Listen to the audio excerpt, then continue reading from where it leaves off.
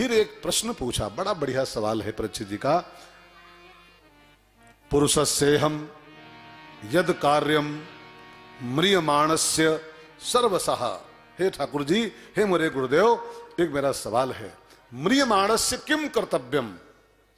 जो आदमी बिल्कुल म्रियमाण हो, म्रियमाण माने मरने वाला, हाँ बिल्कुल मरणासन्न, मौत बगल में खड़ी हो, जिसके बगल में आ गई, वो आदमी क्या करे कि वो मुक्ति पा जाए?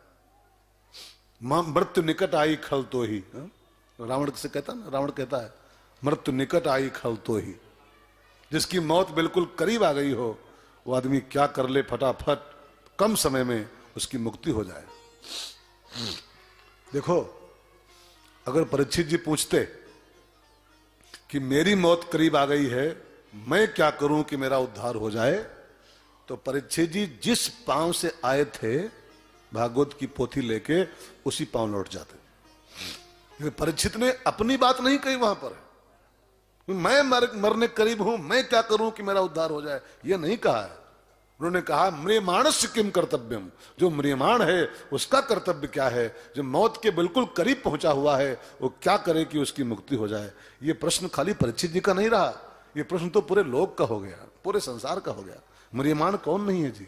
मौत किसके करीब नहीं खड़ी हुई है? और एक बात कहूं, बुरा मत मानना, परीक्षित जी के पास तो 7 दिन थे।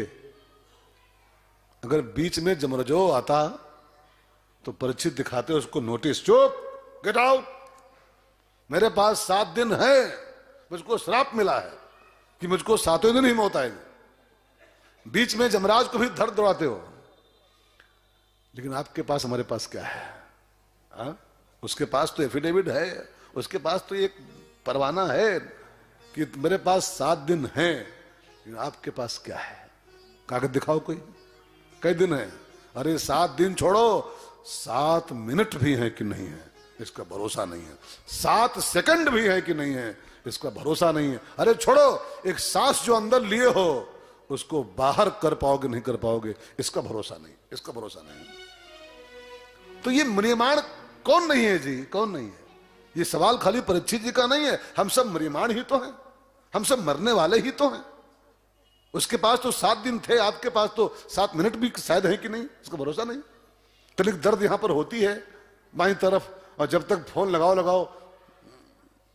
जब तक फोन कह पाओ भाई साहब गए, राधे राधे, हाँ फोन भी नहीं कर मिलता है पूरा, भाई साहब निकल लेते हैं। भाई बहनों, अभी हमारे बाबूजी कह रहे थे अपनी की पत्नी की जो मृत्यु हुई थी, जान नहीं मिला कुछ, बोले अच्छी भली सो चली गई, सो रही थी और सवेरे हिलाई गई। तो मेरे कहने का भाव खाली एक किसी पर नहीं कह रहा हूं मैं, ये हाल किसी का हो सकता है जी, किसी का हो सकता है, आपका हो जाए, हमारा हो जाए। इसलिए म्रियमाण कौन नहीं है जी? हम सब म्रियमाण हैं। म्रियमाण व्यक्ति क्या करे कि उसकी मुक्ति हो जाए? तब सुखदेव जी के चेहरे पर मुस्कान आई। राजन, वरीयांते प्रश्न कृतो लोक हितो नृपः। राजन, तुमने संसार के हित के लिए बहुत सुंदर सवाल पूछा है, अब सुनो, और आप भी लोग भी सुनो कान खोल करके। मरने वाले तो हम सब भी हैं, हम सब ही हैं, ठीक है ना, लेकिन किम कर्तव्यम, क्या करें कि मुक्ति पा जाए, क्या करें कि परम धाम पा जाए? तो थोड़ा सा सब्जेक्ट को गहराई से पकड़िएगा, बस 10 मिनट और, ज्यादा लंबा नहीं खींचेंगे आज, और टाइम से बंद करेंगे।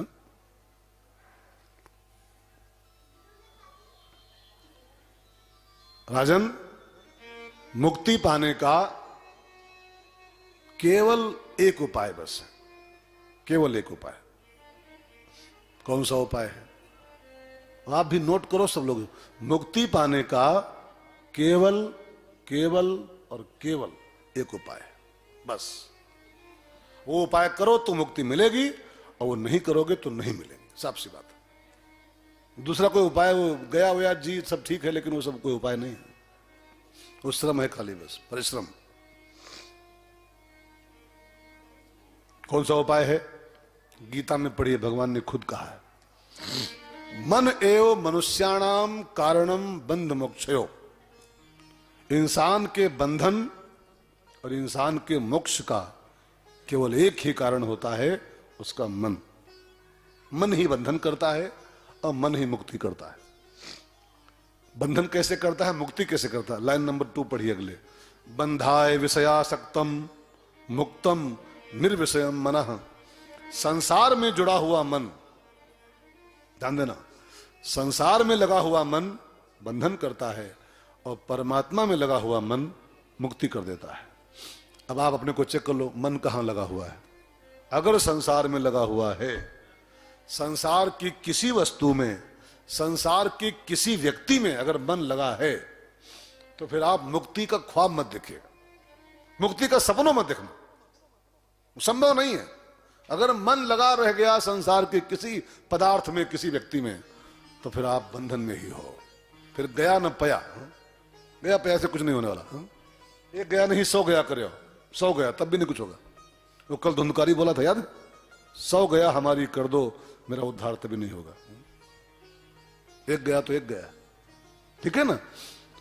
तो भगवान में मन लगे, ये मुक्ति का उपाय है। लेकिन ये मन ऐसा दुष्ट है कि भगवान में लगने नहीं चाहता है। जैसे लोहे की सरिया हो ना, सरिया समझते हैं? सरिया हो, छड़, उसको ऐसे मोड़ना हो तो मुड़ती नहीं जल्दी हो, उसको मोड़ना हो तो एक उपाय करना पड़ता है। उसको डाल दो भट्टी में, अब भट्टी में उसको लाल कर दो, और जब भट्टी में पिघल जाए, लाल हो जाए, तब पकड़ो सरसी से, और चाहे दहने चाहे बाएं चाहे जहां मोड़ दो। ये मन वही सरिया है हमारा। बहुत नालायक मन है, बहुत नालायक। अरे अर्जुन के ऐसा धुरंधर भी इस मन के आगे पानी मांग गया। चंचलम ही मना कृष्णा। ये ठाकुर, ये मन बड़ा चंचल है। ये मन बड़ा चंचल है, कैसे तेरा भजन करूं। ये मन बड़ा चंचल है, कैसे तेरा भजन करूं। जितना इस समझाओ, जितना इस समझाओ, उतना ही मचल जाए। जितना इस समझाओ, उतना ही मचल जाए। राधे तेरे चरणों की, क्षमा तेरे चरणों की। यदि धूल जो मिल जाए, सच कहता हूँ बस अपनी, ओ सच कहता हूँ बस अपनी। तकदीर बदल जाए, राधे तेरे चरणों की, श्यामा तेरे चरणों की। जैसे लोहे की सरिया आराम से नहीं मुड़ती है, भट्टी में डालो, गरम करो तब मुड़ती है, जब चाहे जहां मोड़ दो उसको। ऐसे मन भगवान की ओर जल्दी नहीं मुड़ना चाहता है। इसको डालो भट्टी में, गरम करो इसको। भट्टी कौन सी है? भगवान की कथा ही वो भट्टी है जो मन को पिघला देती है, मन द्रवित हो जाता है, और तब उसको जहां चाहो वहां मोड़ दो। अब देखे हैं कथाओं में, ऐसे किसी रुपया मांगो 100 रुपया नहीं देगा कोई, नहीं देगा। और बड़े बड़े व्यास जी लोग आते हैं और सुना के भागवत, और मन को गर्म करते हैं लोहे पर भट्टी में डाल के, और फिर बोलते हैं आश्रम बन रहा है, 1 लाख रुपया चाहिए, कौन दे रहा है? मैं दे रहा हूं। अब ऐसे मांगो देगा कोई? कोई नहीं देगा 1 लाख रुपया। हाँ, कोई देगा नहीं 1 लाख रुपया किसी को। किसी को फोन करके देखो कोई बाबा कि भाई साहब सेठ जी वो वृंदावन में बन रहा है तो रुपया पठाओ 5 लाख, नहीं देगा कोई। और वही जब गर्म करते हैं मन को, और फिर जब अनाउंसमेंट होता है तो 50 लाख 60 लाख रुपया एक करोड़ निकाल लेते हैं, 1 करोड़ निकाल लेते हैं, 1 करोड़ रुपया निकाल लेते हैं कई लोग। अब उसका प्रभाव क्या है?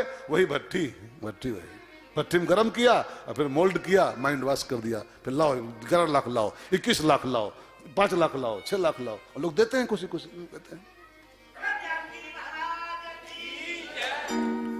ये मन कथा की भट्टी में जब पड़ता है तो मुलायम हो जाता है, और फिर इसको प्रभु की ओर मोड़ो, आराम से मुड़ जाता है। तो मैं तुमको इस 7 दिन में कथा सुनाऊंगा।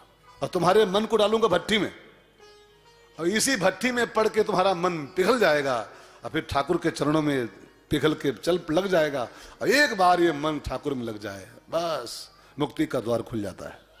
वो सुखदेव जी ने परीक्षित जी को यहीं से भागवत का शुभारंभ किया है, और सृष्टि के आरंभ से बात शुरू की। बस मैं 5 मिनट में बात समाप्त कर रहा हूं, आप बहुत डरिएगा नहीं, और बहनें खास करके बहुत उतावलापन न करो। हाँ, मैं आपका खुद पक्षधर हूं, आपकी चिंता हमको रहती है कि ये घर जाएंगी तो बहुत लड़ाई हो जाएगी। हाँ, लेट करेंगे लड़ाई हो जाएगी। मैं नहीं चाहता हूं कि हमारी माताएं बहनें घर में जाके युद्ध करें। हाँ? सृष्टि के आरंभ से बात शुरू किया सुखदेव जी ने। राजन, जब ये संसार नहीं था, कुछ भी नहीं था, कुछ भी नहीं था, पृथ्वी नहीं थी, आसमान नहीं था, चंद्रमा सूरज कुछ नहीं था, तब प्रलय काल चल रहा था और केवल पानी पानी था, बस पानी पानी, सब पानी पानी चारों तरफ। उसी पानी के भीतर भगवान नारायण शेषनाग की सैया पर सो रहे थे। प्रलय काल चल रहा था और ठाकुर जी सो रहे थे। जब निर्माण का समय हुआ, सृष्टि का समय हुआ, तो भगवान नारायण की नाभि से कमल निकला। वो सो रहे हैं, कमल निकला, और कमल खिलता हुआ पानी के ऊपर प्रकट हो गया। फिर उसी कमल पे ब्रह्मा जी का प्राकट्य हुआ, और ब्रह्मा जी को आज्ञा मिली, तप करो, तप करो। तप मन जानते हो क्या होता है? ब्रह्मा जी को पहला आदेश मिला, तपस्या करो। तप मीन्स, बाबूजी बताओ, तपस्या माने? हाँ, वाह, तपस्या के 2 अर्थ हैं हमारे यहां। शास्त्रों के अनुसार तप माने 2 चीजों का नाम तप होता। एक विचार तप, चिंतन ही तप है, और दूसरा संयम तप है, इंद्रियों पर कंट्रोल करना तप होता है। और बाकी तो पत्ता खाओ कि एक पांव खड़े हो कि एक करोगे, वो सब बातें हैं।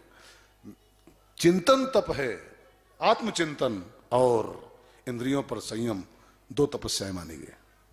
तो ब्रह्मा को आज्ञा मिली, तप करो। ब्रह्मा जी उसे कमल बैठ के 1000 साल तक बड़ी कठिन तपस्या किए। भगवान ने उनको दर्शन दिया और आज्ञा दिया कि संसार के तुम विधाता हो, रचना करो, संसार की बनाओ। तो ब्रह्मा ने कहा, बनाऊं कहां, पृथ्वी कहां है? पृथ्वी कहां है? खाली पानी पानी है, क्या बनाए? कागज की नाव बनाए क्या इसमें? कि मछली पालें इसी में? पानी में 2 ही काम हो सकते हैं, तो मछली पालो, ये तो नाव बनाओ कागज की, तैराओ, करे क्या? पृथ्वी तो नहीं है। अच्छा, पृथ्वी को हिरण्याक्ष नाम का एक दैत्य चुरा ले गया था। पृथ्वी थी तो पहले बनाई गई थी, लेकिन हिरण्याक्ष नाम का दैत्य था, और उसको चुरा के पृथ्वी को पाताल में दबा के बैठ गया था नीचे। अब ब्रह्मा जी को चिंता हुई, आपकी आज्ञा है बनाओ, पृथ्वी है नहीं, और जब बिना पृथ्वी में क्या बनाऊं, क्या बना सकता हूं मैं? जब कोई कहे घर बनाओ, तो पहले प्लाट चाहिए ना, तब तो घर बनाओगे, कि होम बनाओगे? ऐसा घर बनाओ मतलब पहले प्लाट लो, पहले जमीन दो, तब घर बनाए। तब चिंता हुई कि अब इसको कौन निकाले पृथ्वी को। ब्रह्मा जी को चिंता हुई। उसी चिंता में उनको एक छींक आई, और छींक के साथ ही, ब्रह्मा जी की छींक के साथ, उनके दाहिने नथुने से एक नन्हा सा सुअर प्रकट हुआ। 12, भगवान विष्णु का अवतार है, 12 अवतार।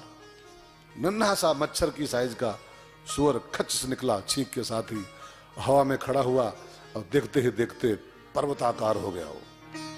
फिर 12 भगवान पातालपुरी गए, हिरण्याक्ष को मारा। हिरण्याक्ष को मार के पृथ्वी को उसके चंगुल से बाहर निकाला, और पानी के ऊपर पृथ्वी को स्थापित किया। तो ब्रह्मा जी को आज्ञा दिया, अब निर्माण कार्य शुरू करो, अब पृथ्वी नहीं कहीं जाएगी। तब ब्रह्मा जी ने, मैं संक्षेप में कहूं तो, अपने दाहिने भाग से एक पुरुष बनाया और बाएं भाग से एक नारी बनाई। पुरुष का नाम रखा मनु, और नारी का नाम रखा शतरूपा। और उनको आज्ञा दिया कि मैं भी बनाऊं, तुम भी बनाओ, तो हम सब मिलके बनाएं तो जल्दी संसार भर जाएगा। एक वो व्यापार होता है ना, वो कौन सा, वो कि पहले मेंबर बनो तुम, फिर तुम 3 बनाओ, फिर वो 3 जो बने वो 3 बनाओ हैं, फिर वो 3 बने तो फिर वो 3 3 3 3 3 3 बनावे। होता ना एक व्यवसाय जैसा हो, मार्केटिंग मेंबर। हाँ, तो ब्रह्मा ने कहा अकेले हम क्या बना पाएंगे यार, अब हम बनाए तुम बनाओ, और फिर तुम्हारे बच्चे हैं वो बनावे, तो सब मिलके बनावे तो संसार जल्दी भरेगा, एक अकेला थक जाएगा। हम मनुष्य शतरूपा को प्रकट किया, उनकी शादी किया, पृथ्वी का राजा उनको बनाया और कहा तुम भी निर्माण कार्य शुरू करो, मैं तो अपना काम कर ही रहा हूं। तो मनु जी और शतरूपा जी के 5 संतानें हुई, 3 बेटियां और 2 बेटे। रेशियो देखिए, 3 बेटियां और 2 बेटे। हम आप क्या कोशिश कर रहे हैं कि बेटे अधिक हो और बेटी कम हो, है ना, यही चाहते हैं, 2 बेटा 1 बेटी। लेकिन वहां देखिए 3 बेटियां और 2 बेटे, बेटियां अधिक। अरे बेटी बचाओ और बेटी पढ़ाओ, बेटी बहुत महत्वपूर्ण होती है। बेटी से इतराओ मत। मैं तो कहूं आपके घर बेटा पैदा हो तो लड्डू बांटो 5 किलो, लेकिन बेटी पैदा हो लड्डू बांटो 15 किलो, 15 किलो बांटो। मेरी मानो, बेटी से घबराओ मत। बेटी जगदम्बा का अवतार होती, जगदम्बा तव सुता भवानी। तुम्हारी बेटी नहीं होती है, वो जगत जननी होती है, जगत की मां होती है, तुम्हारे घर खाली आती है बस। उसे घबराओ मत। बेटे के बर्थडे पर 5 किलो बांटना, लेकिन बिटिया पैदा हो तो 15 किलो बांटना। पैसा ना हो तो हमसे लेना, 15 किलो से कम नहीं कतई लड्डू। ना, बेटी बेटी है, जगदम्बा का अवतार है। तो 3 बेटियां 2 बेटे हुए। मैं बहुत संक्षेप में कह दूं, घड़ी आगे लगी है ना, हाँ बिल्कुल राइट है यार। हाँ? नहीं 15 नहीं, 5 मिनट और। अब 5-5 करके थोड़ा और एकदम नहीं, हाँ एकदम नहीं है, बस 5-5 बोलते रहो। बहनों टेंशन मत लो, मैं बहुत जल्दी में हूं। हमको चिंता इनकी नहीं, वास्तव में सही सही बोल रहा हूं। इन तो ठीक है, जब पहुंचेंगे रोटी खा लेंगे, लेकिन इनको बहुत समस्या होती है इस डिपार्टमेंट की, है ना बाबूजी। हाँ, और प्रत्येक पुरुष को इनका बहुत ऋणी होना चाहिए, प्रत्येक पुरुष को। हम सब देखिए, पुरुष खाली एक लायबिलिटी निभाता है, एक कर्तव्य, कि दुकान करना है कि नौकरी करना है, बस दुकान की नौकरी। इनसे पूछो, इनके पास कम से कम 15 लायबिलिटी होती है, 15। पुरुष के पास एक के काम, वो नौकरी करेगा तो नौकरी करेगा, दुकान तो दुकान, बस वो सुबह निकल लेगा शाम को लौट के आएगा, एक के काम खाली करता है। और ये 15 काम कम से कम करती है, लेके झाड़ू से, पोछा से, रोटी से, पानी से, बच्चों से, मेहमानों से। कौन देखता सबको, कौन देखता है? पुरुष का तो दुकान गए हैं तो दुकान है, तो नौकरी करने गए हैं। अब मेहमान आए तो ये देखें, खाना तो ये देखें, नौकर आए तो ये देखें, झाड़ू वाला आए तो ये देखें, कूड़ा वाला आए तो ये देखें। है? हम लोग कहां देख पाते? ये मैं बड़ाई नहीं कर रहा हूं, माताओं की बहुत लायबिलिटी। गृह मंत्री, गृह मंत्री। तो मैं बोल रहा था यार, अब थोड़ी बहुत चुपड़ाई नहीं करेंगे तो ये आएंगी कहां फिर यार? थोड़ा तो मक्खन लगाना ही पड़ेगा। ये तो मक्खन बाजी हो रही है जी। इतनी तपस्या करके आती बेचारी, थोड़ा बहुत मक्खन चाहिए इनको। हाँ, तो मैं कहा था भैया, हाँ 3 बेटियां 2 बेटे। बड़ी बेटी का नाम था आकुति। आकुति की शादी हुई रुचि नाम के प्रजापति के साथ। ब्रह्मा जी के बेटे थे रुचि, उनको ब्याही गई आकुति। और इन आकुति रुचि के यहां एक भगवान का अवतार प्रकट हुआ, उसका नाम था यज्ञ भगवान, यज्ञ नारायण। 2 बच्चे उनके हुए थे आकुति रुचि के यहां, एक यज्ञ एक दक्षिणा। फिर दोनों की शादी हुई, क्योंकि यज्ञ भगवान को दक्षिणा जो बिटिया हुई थी ना, उसको ले लिया था किसी ने गोद। अब जब गोद ले ले कोई लिखा पढ़ी में, तो उसका गोत्र चेंज हो जाता है।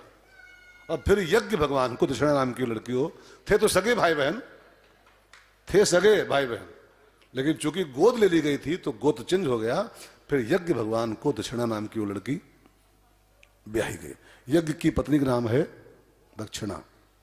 कोई भी यज्ञ करो दक्षिणा के बिना वो सफल नहीं होता है, कोई भी यज्ञ करो। अरे अपने घर में एक पंडित जी को बुलाओ और 5 मिनट की पूजा कराओ, 10 मिनट की पूजा खाली, वो यज्ञ है। लेकिन उसके बदले में भी कुछ उनको चाहिए। बिना दक्षिणा के यज्ञ नहीं पूरा होता। अच्छा, एक बात और मैं कह दूं इसी क्रम में, ध्यान देकर सुन लो। दक्षिणा में दो बातों का ख्याल रखना चाहिए। यज्ञ की पत्नी दक्षिणा है, लेकिन दक्षिणा में आप सबके लिए बहुत काम की बात है, इस लोग ख्याल कर सुनेगा। दक्षिणा में दो पॉइंट पर ध्यान देना चाहिए। एक अपनी सामर्थ्य का, और दूसरे सामने वाले की आवश्यकता का। हमारी क्षमता कितनी उसका भी ख्याल रखो, और अगले की जरूरत क्या है उसका भी ख्याल रखो, तब दक्षिणा आपकी फलीभूत होगी हो। अच्छा, मान लो कि कोई गंजा होए, ओके बार न होए, और कंघाओं का पुण्य करो।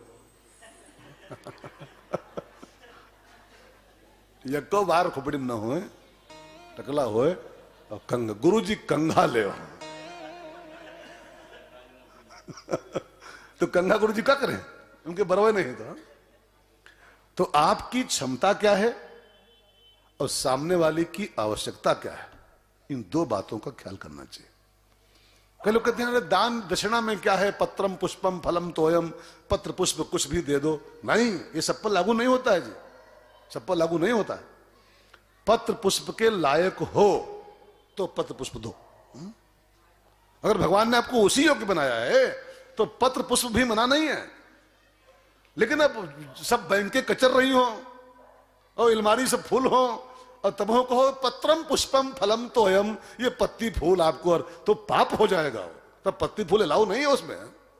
पत्ती फूल के लायक हो तो वही दो, वो भी स्वीकार है दक्षिणा के रूप में।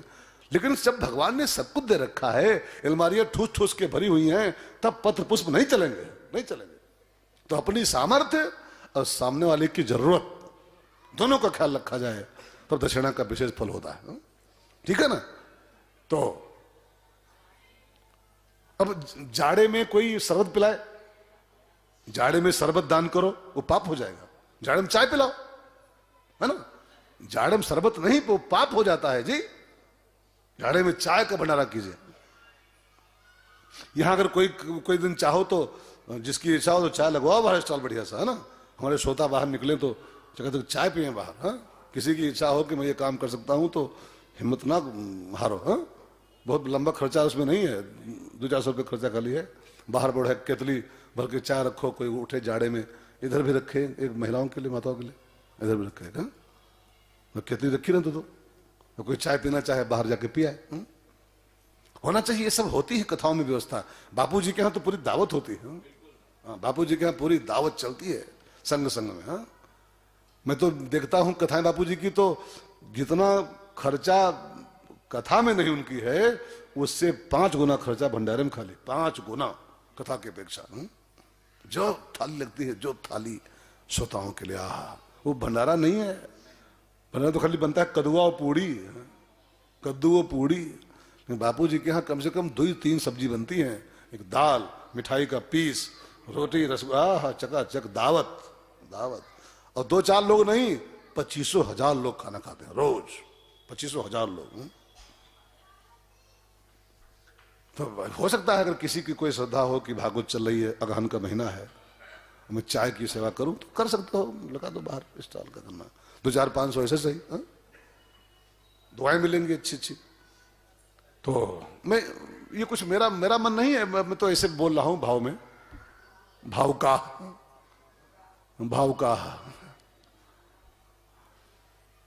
तो यज्ञ दक्षिणा रुचि आकुति क्या हुए। दूसरी कन्या का नाम था प्रसूति, मनु जी की दूसरी बिटिया, वो ब्याही गई दक्ष जी को, दक्ष प्रजापति जी को।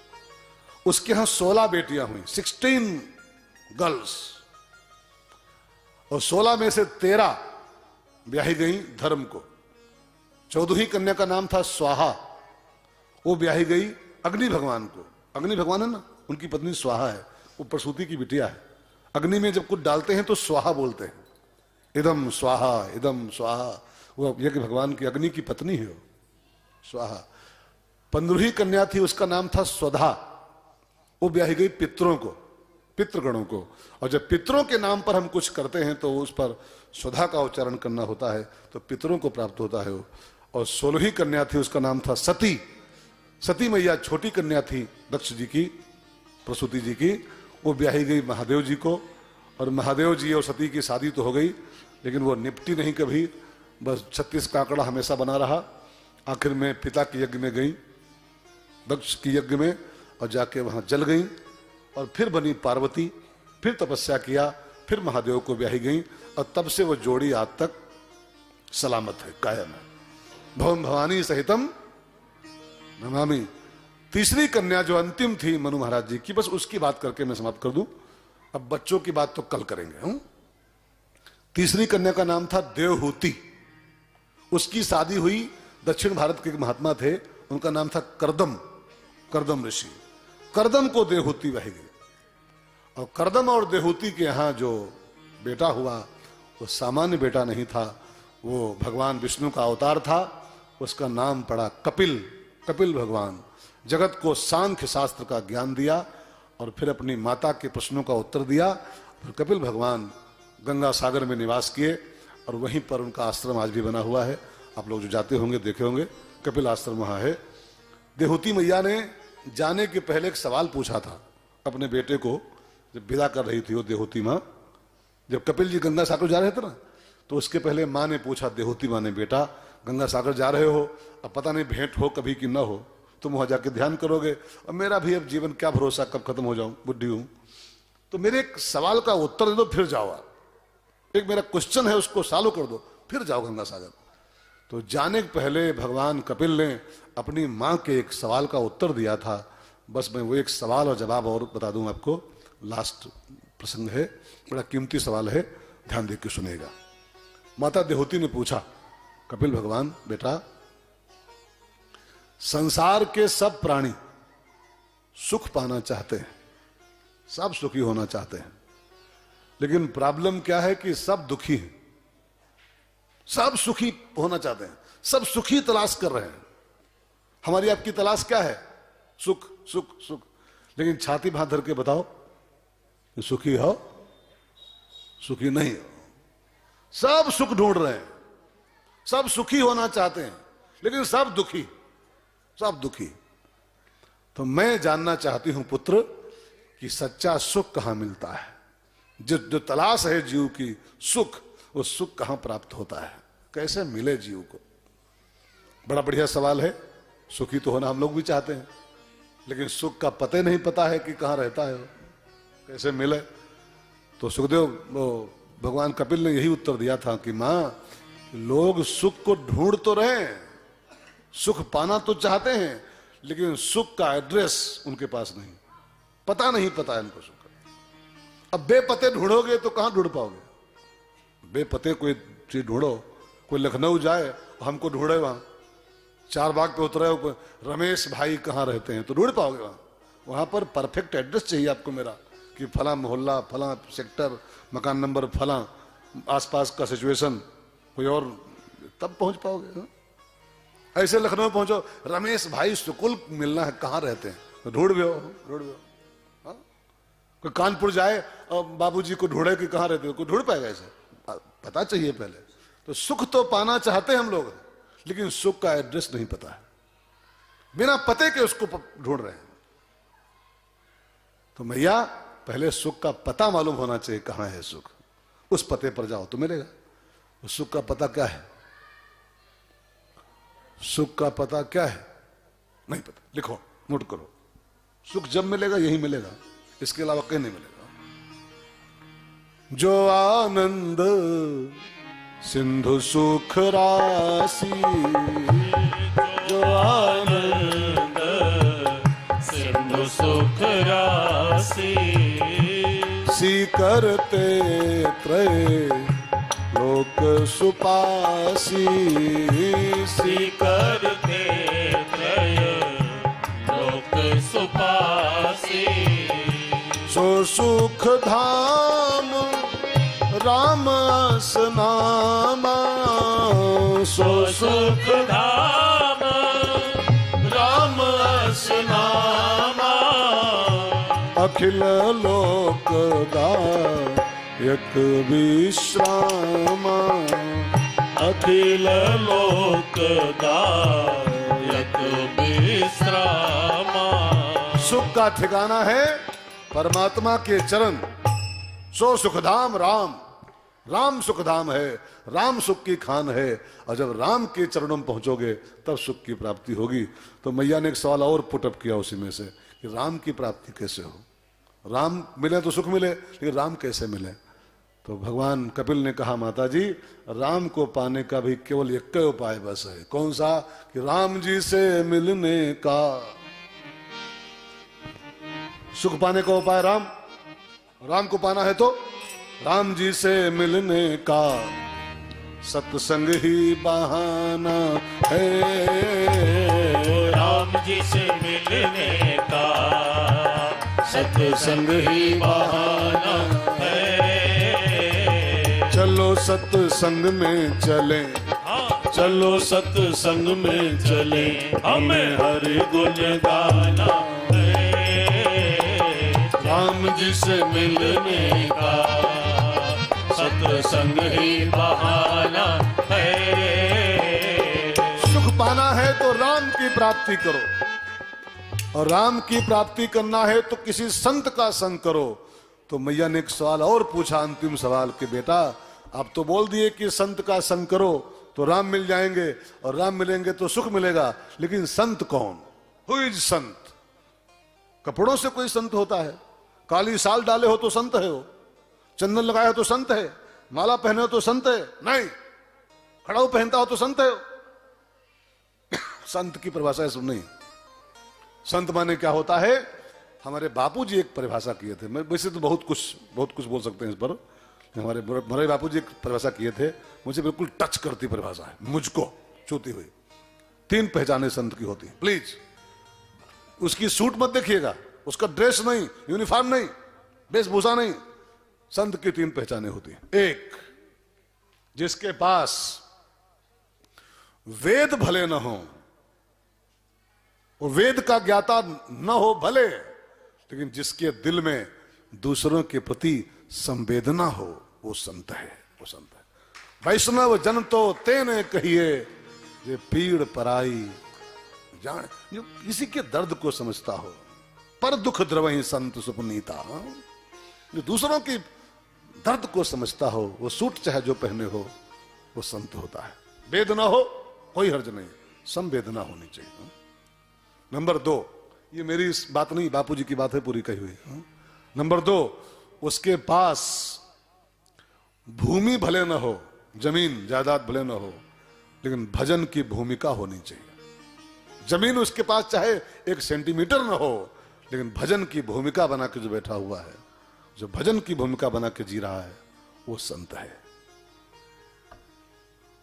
तीसरी पहचान, जिसके पास कोई पद भले न हो, महामंडलेश्वर, शंकराचार्य, महंत, कोई पद भले न हो, लेकिन जिसके माथे पर राम जी की पादुकाएं हों, वो महात्मा होता है, वो संत होता है। भरत जी के पास कोई पद नहीं है, भरत जी के सिर पर राम जी की पादुकाएं हैं। भरत जी परम संत कहलाते हैं, परम